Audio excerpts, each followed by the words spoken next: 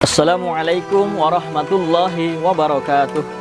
Alhamdulillahi rabbil alamin. Wassalatu wassalamu ala ashrafil anbiya wal mursalin wa ala alihi wasahbihi ajma'in. Amma ba'du. Anak-anakku yang Pak Hendy cintai, yang berbahagia, alhamdulillah kita masih dalam suasana bulan Ramadan. Tetap semangat berpuasa anak-anak. Pada kesempatan kali ini kita akan belajar materi tentang batalkah puasaku, atau sesuatu yang membatalkan puasa. Dicatat dan dirangkum. Ini sangat penting untuk kita ketahui anak-anak. Penting juga untuk mungkin ayah dan bunda di rumah sebagai pengetahuan untuk kita. Apakah puasa kita batal atau tidak jika melakukan hal-hal ini. Ada 9 yang akan Pak Hendy sampaikan. Walaupun secara ringkas, silahkan disimak. Yang pertama adalah perkara yang membatalkan puasa masuk ke 5 lubang yang ada dalam tubuh kita.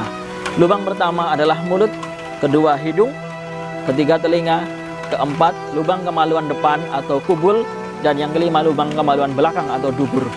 Anak-anakku, sesuatu yang masuk ke mulut batal jika syaratnya satu adalah tertelan. Kalau tidak tertelan tentu tidak batal. Yang kedua, membatalkan jika itu sengaja. Kalau tidak sengaja tentu tidak batal. Jadi kalau anak-anak berkumur di siang hari itu tidak membatalkan puasa. Berkumur terus dibuang. Kalau berkumur anak-anak telan tentu batal ya. Itu hidung, sesuatu yang masuk ke hidung sampai ke sesuatu yang bisa membuat panas hidung itu batal. Kalau cuma di permukaan tidak batal. Maaf kalau anak-anak gatal hidungnya kemudian membuang kotoran di hidung, tidak batal tentunya. Yang ketiga telinga. Kalau telinga anak-anak gatal kemudian dibersihkan dengan tangan, hanya permukaan saja, tidak batal. Tapi anak-anak kalau membersihkan dengan alat semacam cotton bud sampai dalam, itu baru membatalkan puasa. Kemudian masuk dengan sengaja dari lubang, kubul, dan dubur. Anak-anakku, itu yang pertama yang membatalkan puasa. Yang kedua adalah muntah dengan sengaja. Anak-anak, jika anak-anak muntah dengan sengaja itu batal. Contoh, ketika puasa anak-anak tenggorokannya dimasukkan sesuatu sehingga mual, muntah, itulah batal. Kalau muntah tidak sengaja tentu tidak batal. Contoh karena sakit kemudian muntah, tidak batal. Naik kendaraan melihat sesuatu yang tidak enak tentu tidak batal. Anak-anak, Pak Hendy sampaikan ini penting. Ketika anak-anak muntah meskipun tidak sengaja itu tidak batal. Tetapi setelah muntah harus kumur. Karena muntahan kita najis. Untuk membersihkannya cukup kumur kemudian buang. Itu sudah suci dari najis. Tapi kalau anak muntah kemudian tidak kumur, anak-anak telan ludahnya, itu adalah membatalkan puasa. Itu penting. Tolong dicatat ya anak-anakku. Kemudian yang ketiga, berhubungan suami dan istri, itu membatalkan puasa.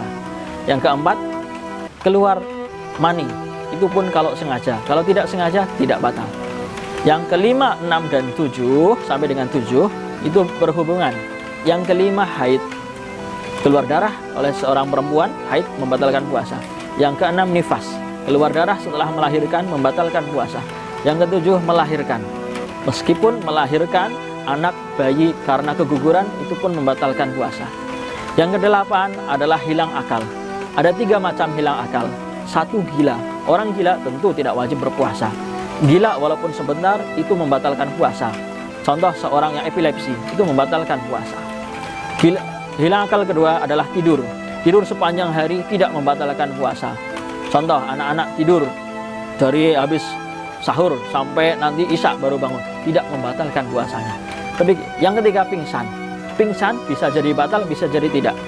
Jika batal, karena apa? Karena pingsan selama 1 hari penuh.